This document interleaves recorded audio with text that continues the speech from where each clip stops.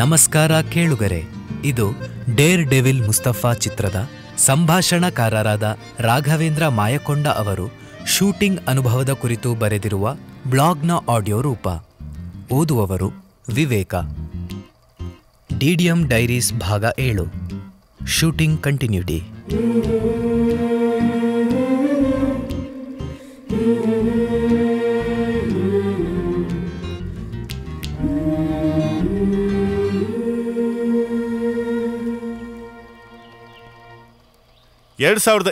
March ಮೊದಲ ವಾರದಲ್ಲಿ lockdown ಆಗಿ ಒತ್ತಟ್ಟಿಯಿಂದ ಎಲ್ಲಾದು ಸಡನ್ ಆಗಿ ನಿಂತಿದ್ದು ನೆನಪಿದೆ ಅಲ್ವಾ?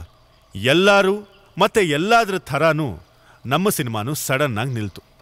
ಯಾರ್ಯಾರು ಇರ್ತೀವೋ ಸಾಯ್ತೀವೋ, ಮುಂದೆ ಜೀವನ ಹೆಂಗೋ ಏನೋ ಅನ್ನೋದೇ ಡೌಟಲ್ಲಿದ್ದ ಟೈಮ್. ಇದೆಲ್ಲ ನೀವು ಅನುಭವಿಸೇ ಇರ್ತೀರ. ಮತ್ತೆ ನಾನಿಲ್ಲಿ ನಮ್ಮದೊಂದು ವರ್ಷನ್ ಕೊರೆದು ಬೋರ್ ಹೊಡಿಸೋದು ಯಾಕೆ ಸುಮ್ಮನೆ?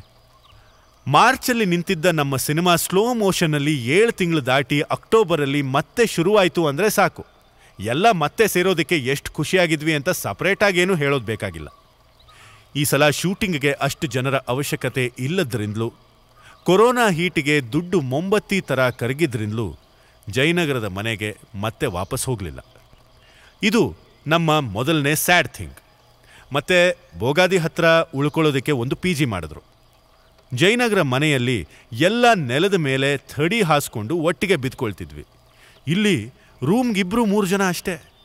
ಆದರೆ ಮ್ಯಾಲ್ ಎಲ್ಲರಿಗೂ ಮಂಚದ ಬೆಡ್ಡು. ಆದರೆ ಜಯನಗರದ ಮನೆಯಲ್ಲಿದ್ದ ಅವಿಭಕ್ತ ಕುಟುಂಬತೆ ಇಲ್ಲಿರಲಿಲ್ಲ. ನಾನು ಅವನು ರೂಮ್ಮೇಟು, ಅವನು ಇವನು ರೂಮ್ಮೇಟ್ ಆಗೋದ್ವಿ. 2ನೇ ಸ್ಯಾಡ್ ಥಿಂಗ್ ಅಂದರೆ, ಹೋದ ಸಲ ಇದ್ದ ನಮ್ಮ ತಂಡದ ಸುಮಾರು ಜನ ಈ ಸಲ ಶೂಟಿಂಗಿಗೆ ಬರಲೇ ಇಲ್ಲ. ಸದನ್ ಕೆಲಸಕ್ಕೆ ಸೇರಿದ್ದ. ದೇವರಾಜ್ ಆಗಲೇ ಬೆಂಗಳೂರಿನಲ್ಲಿ ರೂಮ್ ಖಾಲಿ ಮಾಡಿಕೊಂಡು ಊರಿಗೆ ಸೇರಿದ್ರು. ಆವಾಗ ಶೂಟಿಂಗಿಗೆ ಅವಕಾಶ ಕೊಟ್ಟಿದ್ರೂ ಪರಿಸ್ಥಿತಿ ಇನ್ನೂ ಸಡಿಲ ಆಗಿರಲಿಲ್ಲ. ಪ್ರೊಡಕ್ಷನ್ ಬಜೆಟಲ್ಲಿ ಊಟ ತಿಂಡಿ ಜೊತೆಗೆ ಮಾಸ್ಕು, ಸ್ಯಾನಿಟೈಸರು, ಟೆಂಪ್ರೇಚರ್ ಚೆಕ್ ಮಾಡೋ ಗನ್ನು ಎಲ್ಲ ಸೇರಿಕೊಂಡ್ವು. ಇವಾಗ ಸೆಟ್ಟಿಗೆ ಬರೋದೇ ಒಂದು ಇವೆಂಟ್ ಥರ ಆಯಿತು. ಆ್ಯಕ್ಟರ್ಗಳಿಗೆಲ್ಲ ಮಾಸ್ಕ್ ಹಾಕಿದ್ರೆ ಮೇಕಪ್ ಹಾಳಾಗುತ್ತೆ ಅಂತ ಈ ಸ್ಪೇಸ್ ಸೂಟಲ್ಲಿ ಹಾಕ್ಕೊಂಡಿರ್ತಾರಲ್ಲ, ಆ ತರಹದ ಹೆಲ್ಮೆಟ್ ಥರದ್ದೇನೋ ಹಾಕಿದ್ರು. ಏನು ಒಳ್ಳೆ ಚರ್ನೋಬಿಲ್ನಲ್ಲಿ ಕೆಲಸ ಮಾಡೋ ಥರ ಅದನ್ನು ಏರಿಸ್ಕೊಂಡು ಓಡಾಡಿದ್ದು. ಅವಾಗಿನ್ನೂ ಕೋವಿಡ್ ವ್ಯಾಕ್ಸಿನ್ ಬಂದಿರಲಿಲ್ವಲ್ಲ, ಹಾಗಾಗಿ ಎಲ್ಲರಿಗೂ ಒಳಗೊಳಗೆ ಹೆದರಿಕೆ ಇತ್ತು. ಹೆಂಗೋ ಎಲ್ಲರನ್ನೂ ಗುಡ್ಡೆ ಹಾಕಿದ್ದೆ ದೊಡ್ಡ ವಿಷಯ. ಈ ಮಧ್ಯೆ ಕಂಟಿನ್ಯೂಟಿ ಹಡಿಸ್ಕೊಂಡಿರೋದು ಗಮನಕ್ಕೆ ಬಂದಿದ್ದು ಶೂಟಿಂಗ್ಗೆ ಅಂತ ಬಂದ ಮೇಲೇ. ಆಶಿತ್ 7-8 kg ಏರಿದ್ದ. PT ಮಾಸ್ತರು 5-6 kg ಇಳಿದಿದ್ರು. ಇಂಗ್ಲಿಷ್ ಮಿಸ್ ಬ್ಲೌಸನ್ನು ರಾಜುಬಾಯ್ ಈಗಿನ ಅಳತೆಗೆ ಹೊಲಿಬೇಕಾಯಿತು. ಮತ್ತೆ ಕೆಲವರು ಉದ್ದ ಕೂದಲು ಕಟ್ ಮಾಡಿಸಿದ್ರು, ಇನ್ನು ಕೆಲವರು ಗಡ್ಡ ಬೋಳಿಸಿದ್ರು. ಹೀಗೆ ಎಲ್ಲ ಸರಿ ಇದ್ದೇ ಸಿನಿಮಾ ಮಾಡೋದು ಕಷ್ಟ ಐತೆ. ಇನ್ನು ಈ ಥರ ಸೈಡಿಂದಾನು ದೆಂಗ್ತಿದ್ರೆ ಕೇಳಬೇಕಾ? ಇದರಲ್ಲಿದ್ದಿದ್ದು ಒಂದೇ ಒಂದು ಅಡ್ವಾಂಟೇಜ್ ಅಂದರೆ, ಲಾಕ್ಡೌನ್ನಲ್ಲಿ 1 ರೌಂಡ್ ಎಡಿಟ್ ಮಾಡ್ಕೊಂಡಿದ್ರಿಂದ ಏನೇನು ಮಿಸ್ ಹೊಡಿತಿದೆ ಮತ್ತಿನ್ನೇನು ಮಾಡಿದರೆ ಚಂದ ಅಂತ ಒಂದು ಐಡಿಯಾ ಸಿಕ್ಕಿತ್ತು. ಸಾಮಾನ್ಯವಾಗಿ ಸಿನಿಮಾ ಮಾಡೋರಿಗೆ ಆ ಜ್ಞಾನೋದಯ ಆಗೋಷ್ಟರಲ್ಲಿ ಎಷ್ಟೋ ಸಿನಿಮಾಗಳು ರಿಲೀಸೇ ಆಗಿರ್ತವೆ. ಇಷ್ಟು ದಿನ ಬರೀ ಮಾತುಕತೆಗಳನ್ನು ಮಾತ್ರ ಚಿತ್ರಿಸಿ ನಮಗೆ ನಾವೊಂದು ಕಮರ್ಷಿಯಲ್ ಸಿನಿಮಾ ಮಾಡ್ತಿದ್ದೀವಿ ಅಂತ ಫೀಲೇ ಬಂದಿರಲಿಲ್ಲ. ಇವಾಗ ಸಾಂಗ್ ಶೂಟಿಂಗ್ ಶುರು ಮಾಡಿದ ಮೇಲೇ ಅದರ ಘಾಟು ಬಡ್ದಿದ್ದು. ಅದಕ್ಕೆ ಸುಮಾರು ದಿನ ಮುಂಚೆನೇ Abhay and dance team practice ಮಾಡೋದು, ಕಾಸ್ಟ್ಯೂಮ್ ರೆಡಿ ಮಾಡೋದು ಮಾಡ್ತಿದ್ರು. ಟ್ರ್ಯಾಕ್ ಹಾಡು ಹಾಡಿ ಹಾಡಿಗೆ ಕೊಡುಗೆ ನೀಡಿದ್ದ ಆದಿತ್ಯ ಡ್ಯಾನ್ಸ್ ಮಾತ್ರ ನಮ್ಮಂಥವ್ರಿಗಲ್ಲ ಅಂತ ರವಿಚಂದ್ರನ್ ಥರ ಹಾಡಲ್ಲಿ ಆ ಕಡೆ ಈ ಕಡೆ ಓಡಾಡೋ ರೋಲ್ ಹಾಕಿಸ್ಕೊಂಡ್ಬಿಟ್ಟಿದ್ದ. ಬಹುಶಃ ಎಲ್ಲ ಸಿನಿಮಾದವ್ರಿಗೂ ತಮ್ಮ ತಮ್ಮ ಸಿನಿಮಾದ ಮೇಲೆ ಮೊದಲ ಸಲ ನೋಡುಗರ ದೃಷ್ಟಿ ಸಿಗೋದು, ಲವ್ ಆಗೋದು, ಆಮೇಲೆ ಪರವಾಗಿಲ್ಲ ನಮಗೆ ಇಷ್ಟು ಮಜಾ ಕೊಡ್ತಿದೆ ಅಂದರೆ ಇದೇನೋ ಆಗಿಬಿಡುತ್ತೆ ಅಂತ ಭರವಸೆ ಹುಟ್ಟಿಸೋದು ಹಾಡುಗಳ ಪಾರ್ಟ್ ಬಂದಾಗಲೇ ಅನಿಸುತ್ತೆ.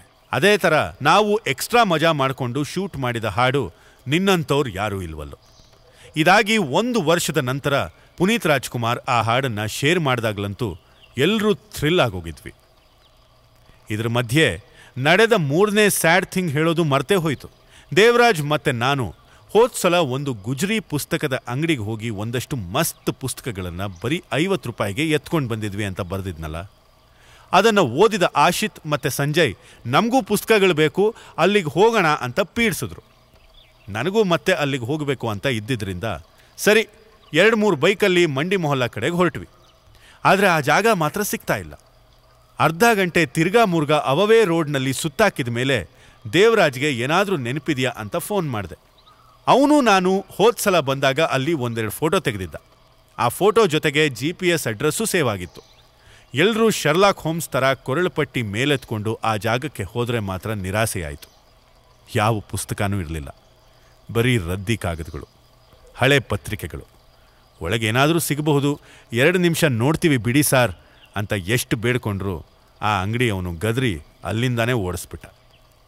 ಬರೀ ಚಿಲ್ಲರೆ ಕಾಸಿಗೆ ಒಳ್ಳೊಳ್ಳೆ ಪುಸ್ತಕ ಸಿಗ್ತಾವೆ ಅಂತ ಈ ದರಿದ್ರ ಅಂಗಡಿಗೆ ಅಷ್ಟು ಬಿಲ್ಡಪ್ ಕೊಟ್ಟು ಇವರನ್ನೆಲ್ಲ ಕರ್ಕೊಂಡು ಬಂದಿದ್ದ ನನಗೆ ಅವರೆಲ್ಲ ಬಾರಿಸದಿದ್ದಿದ್ದು ನನ್ನ ಪುಣ್ಯ.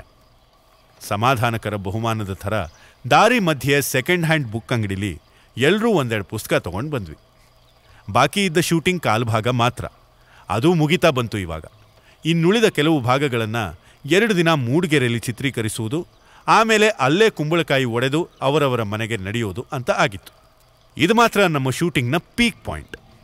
ತೀರ್ಥಯಾತ್ರೆ ಹೋಗೋರೆಲ್ಲ ದೇಶ ಎಲ್ಲ ಸುತ್ತಿ ಕೊನೆಗೆ ಕಾಶಿಗೆ ಬರೋ ಥರ ತೇಜಸ್ವಿಯವರ ಕಥೆಯನ್ನು ಸಿನಿಮಾ ಮಾಡ್ತಿದ್ದ ನಾವು ಕೊಟ್ಟ ಕೊನೆಗೆ ಮೂಡಿಗೆರೆಗೆ ಬರಲೇಬೇಕಲ್ಲಪ್ಪ.